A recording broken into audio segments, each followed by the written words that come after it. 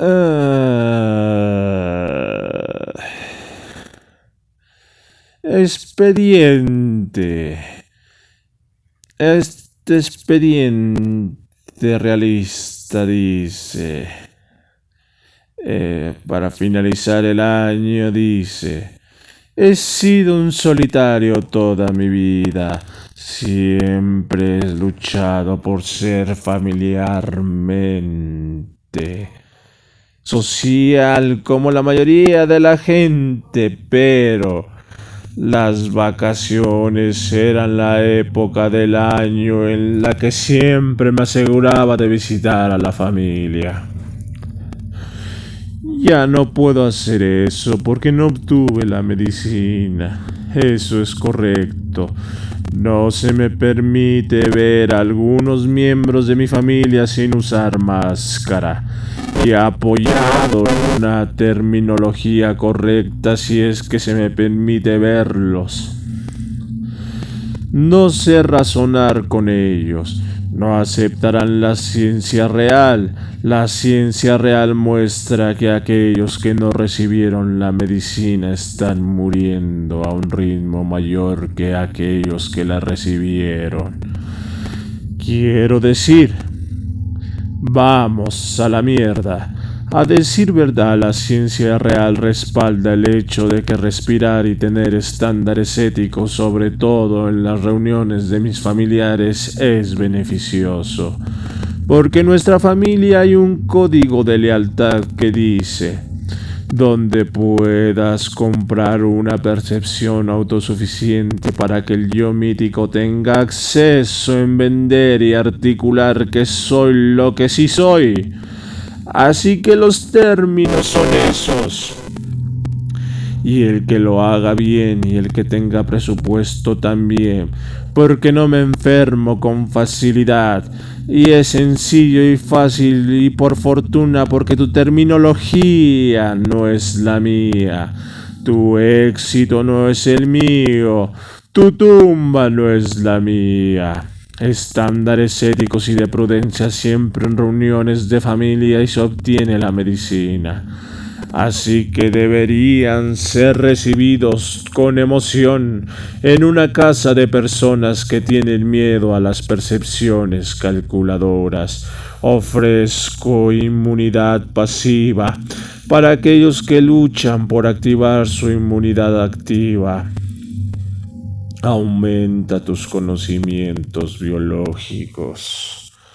He estado pateando la ciencia durante años aquí y cualquiera de ustedes podría haberme consultado con sus médicos científicos acreditados, pero no lo hicieron. Tenían razón en todo. Tenía razón en todo. Pero estamos viviendo en tiempos de orgullo. Odio ver caer a familiares y amigos. Aunque he sido maltratado durante años por la manada desconsiderada temerosa, no guardo rencor. Les ruego que dejen a un lado ese orgullo y se dirijan al gran yo mítico en la habitación. El hecho de que fueron engañados por el miedo y la confusión de sus vidas los que los llevó a la división y al odio, y hasta el día de hoy siguen apuntalando la gran mentira porque tienen miedo de estar equivocados. El orgullo viene antes de la caída y recuerden esto. No quiero ver a ninguno de ustedes caer porque eso seguramente sucederá si no es que ya lo han hecho.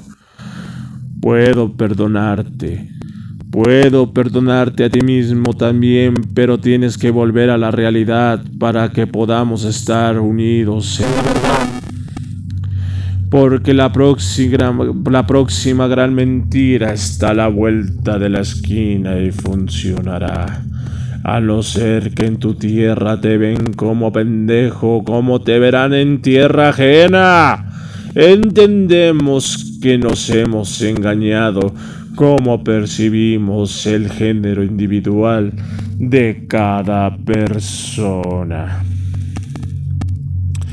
Expediente realista. realista.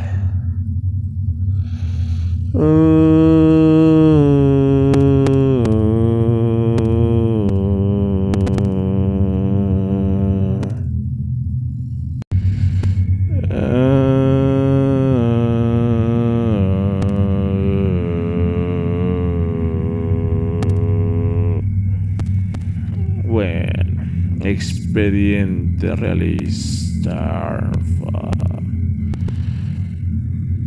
Amor y deuda, la culpa yo superyoica. El sentimiento de culpa invade entonces al individuo, para quien el sufrimiento se convierte, como lo calificó Nietzsche, en la genealogía de la moral. Una compensación de deudas y una crueldad que constituye en alto grado la gran alegría festiva de la humanidad. Esta imperiosa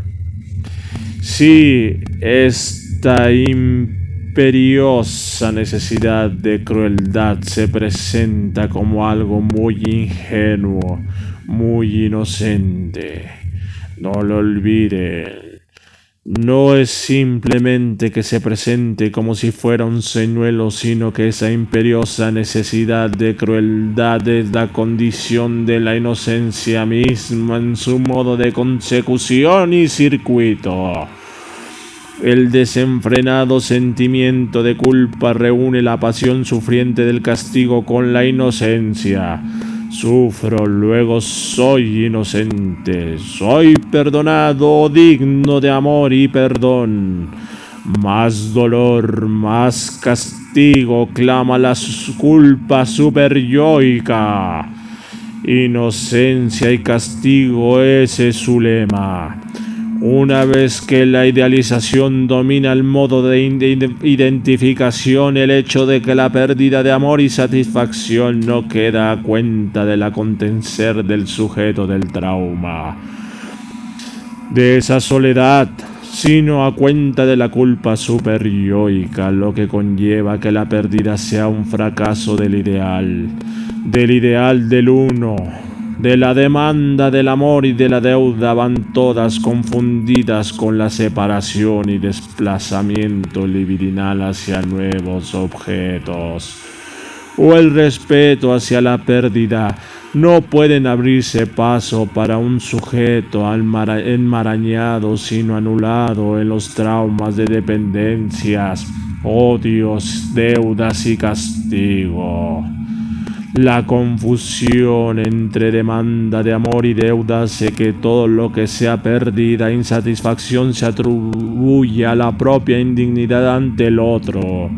Se establece así una deuda pendiente que impide de forma tajante la separación.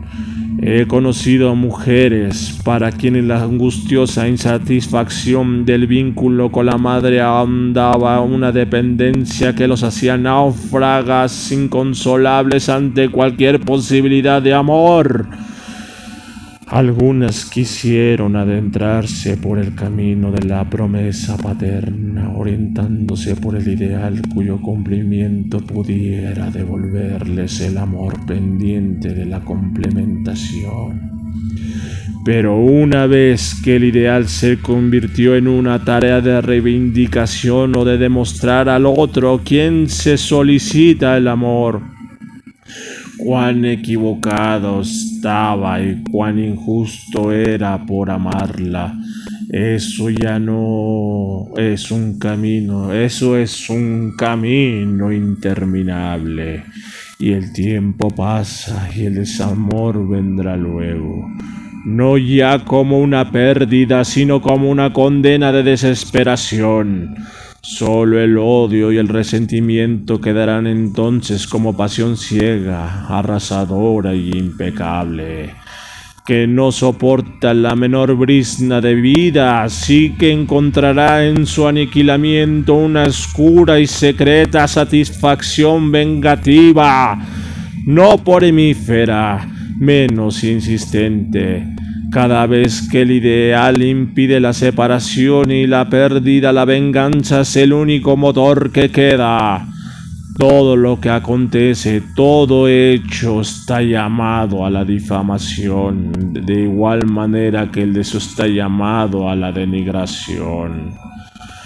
Pero constituirse en una autoridad moral de tanta difamación y de tanta delación y de la eficacia es adomarse con el propio sufrimiento, exhibir el desamor como prueba del derecho de la venganza.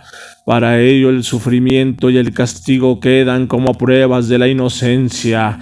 En muchas mujeres el maltrato de un hombre las mantiene en la dependencia materna, pues no soportan la separación. Supondría ser amadas por un hombre. El paso por esa soledad que la deuda con el arquetipo de la madre les impide a hombres que hay hoy en día odian el vínculo que las ata a la madre y se afanan y se ufanan en la burla y en el odio misógeno, y así hondan ese vínculo. En ocasiones tanto el hombre como la mujer se encuentran para repetir malentendido de la imposibilidad de amarse a causa de una originaria confusión entre identificación e idealización que han impedido la capacidad de estar solo, no en el aislamiento, sino en la distancia subjetiva. Y por tanto la capacidad de perder de ese modo perdura el endeudamiento con la exigencia infantil del amor y la satisfacción, a tal atadura de la demanda amorosa de la deuda culposa al sistema de reparación y de venganza es la idea misma del pecado, de la que se alimenta el poder. La sádica paradoja del pecado consiste en que el pecador es culpable, a la vez impotente, depende enteramente del Redentor, con el cual su deuda no hace más que crecer. Este es el fundamento del poder, la necesidad del despotismo de las religiones monoteístas llevaron al paroxismo el sentimiento de culpa, la inocencia que da el formar parte de los poderosos y por tanto de los elegidos. El peligro de la psique es que, como los sacerdotes, vivan de ese parasitismo de sentimiento de culpa. Así que el fenómeno de la psique se ve obligado a ser de científico en un terreno en el que el paradigma científico de la causa eficiente del efecto universal y necesario no tiene cabida en la psique. Dinámico corre el riesgo de usurpar el lugar del Redentor. De hecho, la psicología es hija de otra manera, porta como condena irreversible, como si el deseo fuese propio de muerte. He trocado la intensidad del momento de la despedida por la mediocridad vengativa, y es que es de ahí que reflexiono, y aparece el super-yo tan ligado a la pulsión de destrucción. Cualquier señal de deseo propia está condenada de antemano, no escapa al influjo del castillo psíquico. El laberinto del uno carece de la salida y impide toda salida. Después de tantos años, alguien se interroga: ¿qué hice yo tan grave para tanta culpa? No se me ocurre en realidad otra cosa que el hecho de ser distinto, ser otro, ser distinto al arquetipo de la madre. Y añade un renglón seguido: decir estas cosas a veces me asusta, porque siento cierto temor a no responder a lo esperado. ¿Será que digo yo a no ser querido? Es como si dejara de ser yo para ser querido, y en verdad que sé yo lo que mi madre quería de mí. Ahora estoy seguro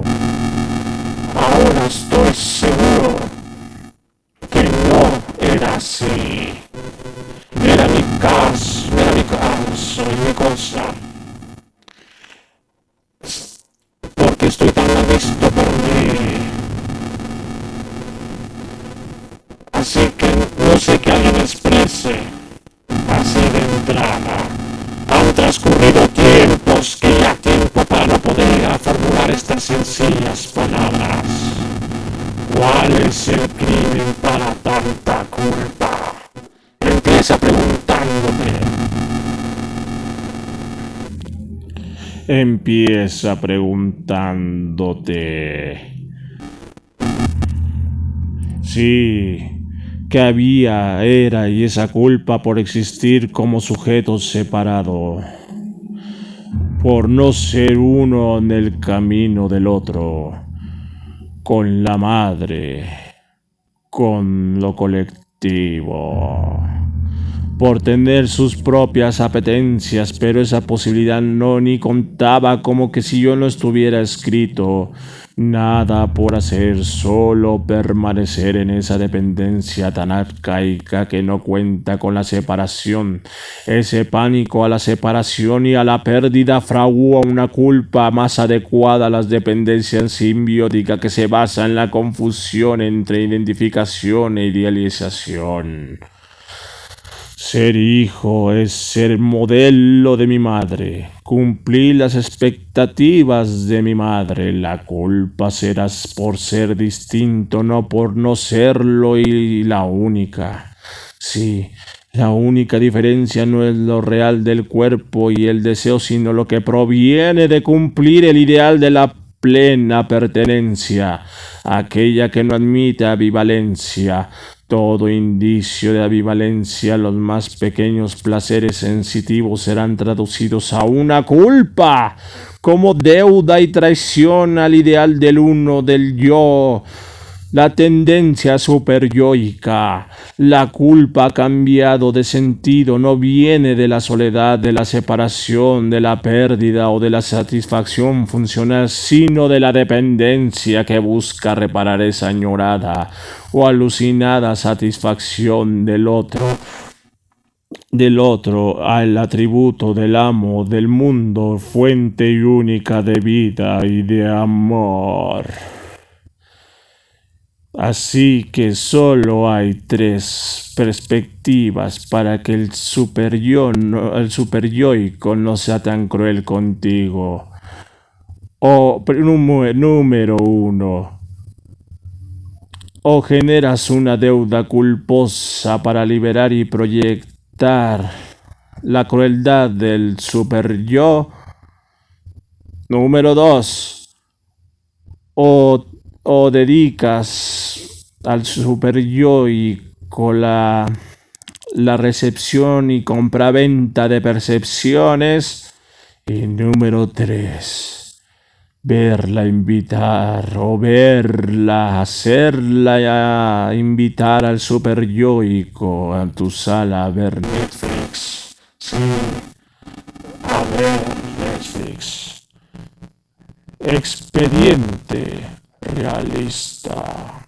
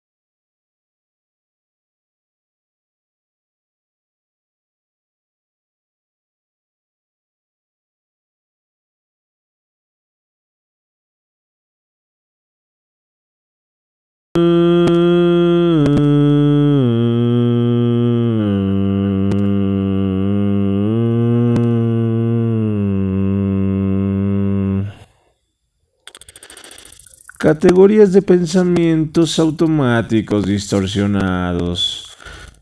1. La lectura de la mente asume que sabes lo que piensa la gente sin tener suficiente evidencia de sus pensamientos. Él piensa que soy un perdedor. 2. Adivinación. Predices el futuro de forma negativa. Las cosas irán peor o te aguarda un peligro. Suspenderé ese examen o no conseguiré el trabajo. Son unos ejemplos de lo que digo. Número 3. ¿Crees que lo que ha pasado o va a pasar será terrible e insoportable que no será capaz de aguantarlo? Un ejemplo sería terrible que suspendiera. 4. Etiquetación. Asigna rasgos negativos globales a ti mismo o a otros. No soy deseable o es una persona podrida. 5. Descalificación de lo positivo. Afirma las cosas positivas que haces tú o los demás son triviales. Eso es lo que se supone que tiene que hacer la esposa, así que no cuenta cuando ella es amable conmigo. Esos éxitos fueron fáciles, así que no tienen importancia. Número 6. Filtrado negativo. Te centras casi exclusivamente en cosas negativas y apenas te percatas de las positivas. Un ejemplo de ello es mira toda esa gente a la que no le caigo bien. Número 7. Sobre generalización. Percibes una pauta global de negatividades sobre la base de incidente aislado. Me pasa esto en general, parece que fallo en un montón de cosas. Número 8. Pensamiento dicotómico. Ves los sucesos o las personas en términos de toda o nada. Ejemplo, me rechaza todo el mundo. Fue una absoluta pérdida de tiempo. Número 9. Debería interpretar los acontecimientos en términos de cómo deberían ser las cosas en vez de centrarme simplemente en lo que son. Deberían hacerlo bien. Si no lo hago bien es que soy un fracasado. Número 10. Personalización. Te atribuyes una cantidad desproporcionada de culpa por los sucesos negativos si no ves que determinados sucesos son también causados por otras personas. Ejemplo de esto es el matrimonio terminó porque yo fallé. Número 11. La culpabilización. Te centras en otras personas como la fuente de tus sentimientos negativos y te niegas a asumir la responsabilidad de cambiar a tú mismo. Ejemplo, ella tiene la culpa de cómo me siento. Mis padres me causaron todos mis problemas. Número 12. Comparaciones injustas. Interpreta los sucesos en función de estándares que son poco realistas. Por ejemplo, te centras fundamentalmente en los que los demás hacen mejor que tú y te consideras inferior en esa comparación. Tienes más éxito que yo. A los demás les salió mejor el examen que a mí. Número 13. El arrepentimiento. Orientación de arrepentimiento. Te concentras en la idea de que podrías haberlo hecho mejor en el pasado en vez de que podrías hacerlo mejor ahora. Ejemplo, podría haber hecho mejor el trabajo si lo hubiese intentado. O no debería de haber dicho eso. 14. Número 14. Y si no dejas no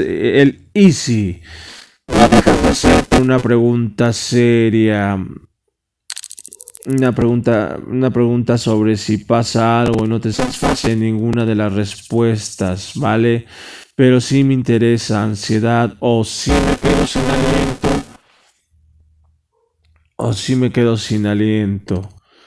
Número 15. Razonamiento emocional. Dejas que tus sentimientos guíen tu interpretación de la realidad. Me siento deprimido Por tanto, mi matrimonio no está funcionando. Número 16. Sesgo confirmatorio. Rechazas cualquier evidencia o argumento que puedas contradecir tus pensamientos negativos. Por ejemplo, cuando piensas nadie puede quererme. Rechazas cualquier evidencia de que le gustas a la gente por considerarla irrelevante. En consecuencia, tus pensamientos irrefutables. Esa no es la verdadera cuestión. Hay problemas más profundos. Hay otros factores. Número 17 y último. Juicio de valor. Te ves a ti mismo, a los demás, y a los demás y a los acontecimientos en términos evaluativos, bueno o malo, o superior o inferior. En vez de describir y aceptar y comprender, te mides constantemente a ti mismo, a los demás, según estándares arbitrarios y te parece que tú y los demás no dais la talla. Te centras en juzgar a los demás y tus juicios sobre ti mismo no rinden bien. En la universidad es un ejemplo. Otro ejemplo, si me apunto al tenis no lo haré bien.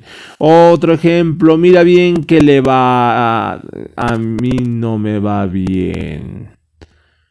Bueno, expediente realista.